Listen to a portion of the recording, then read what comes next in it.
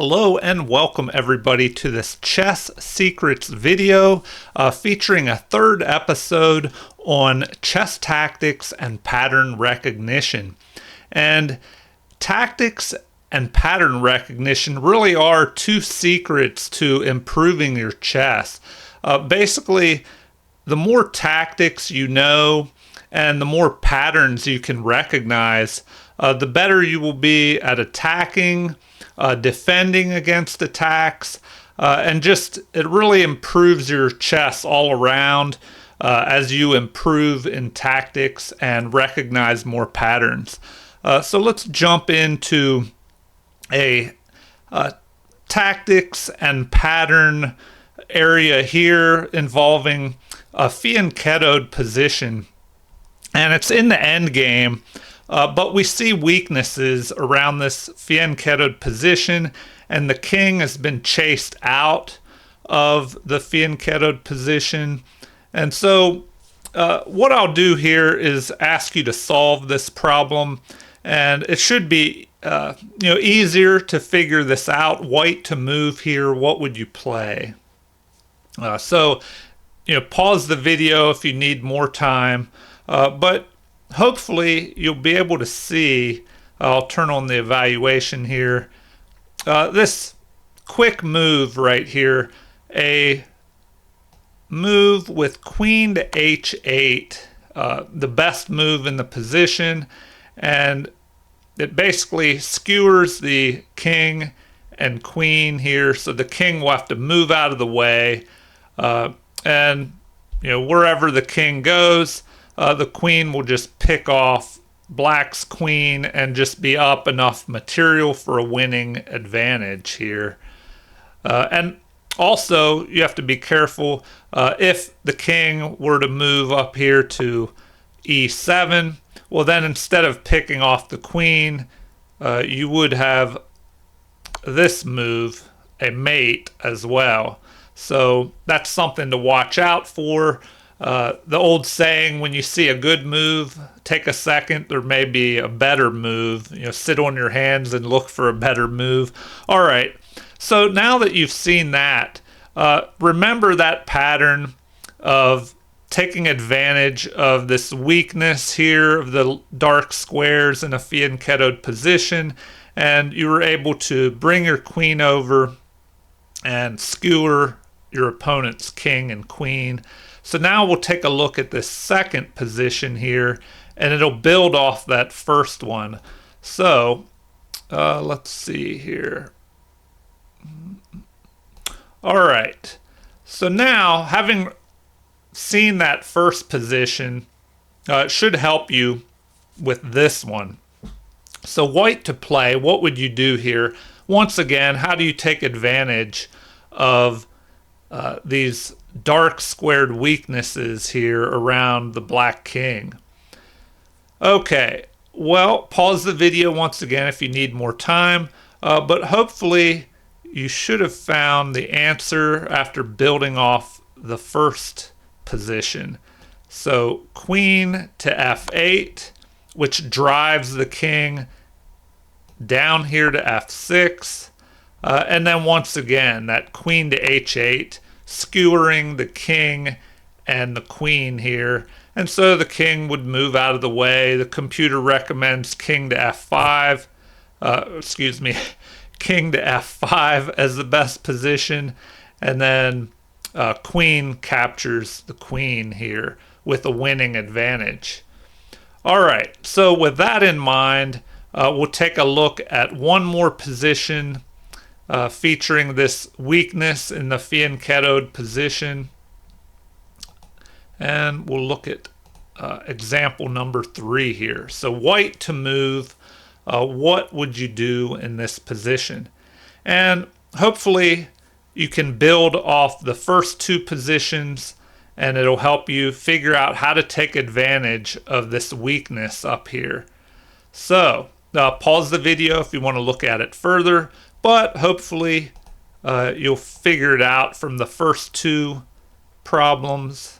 So rook to c8, checking the king and driving the king down here into these weak dark squares.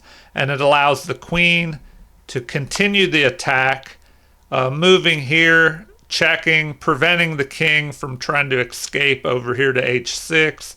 And the king is driven down to f6. And then we have queen to h8 once again, skewering and capturing the queen here. And also remember, if the king tries to retreat up, well then instead of taking the queen, you have this mating opportunity. Okay, well, I hope that little pattern of attack you will be able to keep in mind and hopefully recognize that pattern and those little tactical moves in your own games if you have the possibility of attacking around a fianchettoed position where the bishop has been exchanged off. All right, let's take a look at the next example here. All right, so once again, white to move here. Now, we see that black is well ahead in material here, and the queen is being attacked by this bishop. So, even if the bishop were captured, black would still have an extra rook and, let's see, 2 extra pawns. So, a 6-point advantage. So what can white do here? White is looking to salvage this game, prevent a loss, and sometimes if you can't win, you just have to try and pull out a draw, and that's what white would have to do in this game. So hopefully you saw this opportunity for a draw here with queen to g5, and so this just drives the king back into the corner. But then you're able to play queen to f6, and once the king moves, you just check the king back and forth, leading to a draw here. So keep that in mind, and we'll build off of this position for the next 2 examples. So example number 5 here. All right. So now we see the queen once again is under attack, but if the bishop were captured, black would still have a 2-pawn advantage. And so, white prefers to bail out in this game instead of trying to fight on, being down 2 pawns and having this weak isolated pawn here. Black does have this one weakness of a backwards pawn. But if we look at the evaluation, here it is even with the factors from the last example where the draw is able to be reached. If the drawing move, rook takes g7, if that is not played, well then black would just be ahead. So the move we're looking for is rook takes g7. If the king decides not to capture that and moves up here to h8, well then there's a possibility of a checkmate up here. So we could take a quick look at that. It would basically go like this, then queen to h6, threatening a mate in 1. Then queen to f5 would be the only way to prevent that immediately. And then after capture, well then bishop checks, but the king can just move out of the way. And now rook to h4. And then capture with check. The king moves, and then rook to g7 mate. So anyway, that's an interesting mate. So if we go back to this position after rook to g7, black is pretty much forced to capture, and then that leads to the draw that we were looking for. the king would have to retreat, then a check, the king moves, and just a perpetual check back and forth. All right, well, let's build off of that and look at the next example here. So,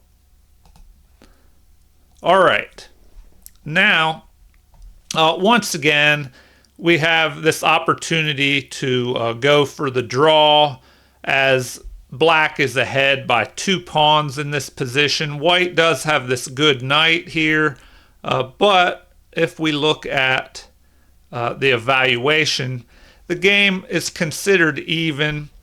And pause the video if you want to take a look at this further, but hopefully you realize what white is trying to do here. So white will go for the draw with knight to b6, forking the queen and the rook, and black would respond with capturing that knight and attacking the queen at the same time. If white did not do that, then it looks like rook to d1 is the best move, but other than the knight move. But then white would just be behind after that by about the equivalent of 1 pawn. So we're looking for knight to b6 with this fork. And then the best response would just be to capture this, attacking the queen. But then again, that allows our forced draw here. And then the perpetual.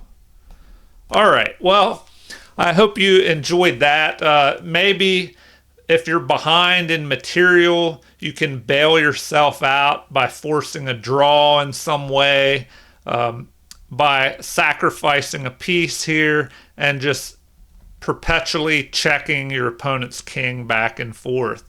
So that's a very interesting pattern to remember in case you're behind in a game and you have no other way to prevent a loss and you just want to try and pull out a draw when you're behind. All right, I have 2 more examples to look at, some different patterns. Actually, the last 2 patterns are pretty much the same, but they are interesting. So let's look at example number 7. Okay, so white to move here. What should white do in this position to gain an advantage? And pause the video if you need to. This may be tricky to even figure out at first, but it is an interesting tactical pattern to remember. And apparently even masters and grandmasters have fallen for this little trap when they're not on the lookout for it. So let's take a look here. The evaluation is in white's favor.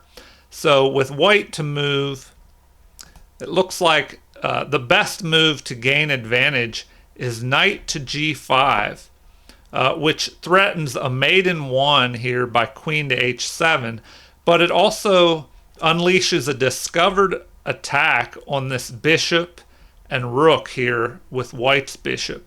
So in order to prevent the mate in 1, bishop takes g5 or h takes g5 is recommended as best by the computer. But then this would allow capture. So now white has got his piece back that he just gave up, and the bishop is attacking the rook here. So after knight to d7, then bishop captures. And so after queen recaptures, white gets a rook for the bishop there. And so goes ahead by +1 in this variation. So that's an interesting little tactical pattern to remember. And we'll take a look at one more example. All right, example number 8 here. Okay, so white to move here once again in this position. So hopefully you can build off of that previous example and figure out what to do in this one. All right, have a look at it and pause the video if you need more time. If not, let's take a look. All right, white is ahead in this position by almost +1. And it looks like the way forward is bishop captures here.